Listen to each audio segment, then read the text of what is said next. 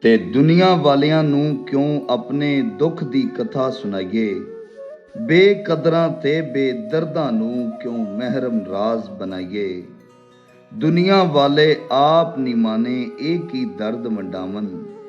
ਲੈ ਦੇ ਕੇ ਇੱਕ ਦੁੱਖ ਹੀ ਰਹਿ ਗਿਆ ਉਹ ਵੀ ਕਿਉਂ ਗਵਾਈਏ। ਨਾਗਾਂ ਤੋਂ ਵੱਧ ਜ਼ਹਿਰੀ ਦੁਨੀਆ ਸਭ ਨੂੰ ਇਹ ਡੰਗੇ।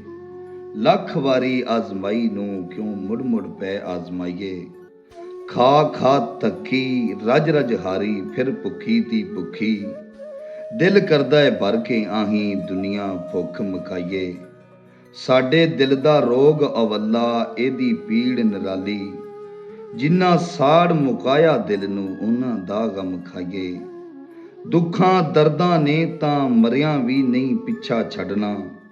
ਫਿਰ ਕਿਉਂ ਆਪਣੇ ਆਪ ਨੂੰ ਸਜਣਾ ਜਿਉਂਦਿਆਂ ਮਾਰ ਮੁਕਾਈਏ। ਦੁਨੀਆ ਵਾਲਿਆਂ ਨੂੰ ਕਿਉਂ ਆਪਣੇ ਦੁੱਖ ਦੀ ਕਥਾ ਸੁਣਾਈਏ। ਬੇਕਦਰਾਂ ਤੇ ਬੇਦਰਦਾਂ ਨੂੰ ਕਿਉਂ ਮਹਿਰਮ ਰਾਜ਼ ਬਣਾਈਏ।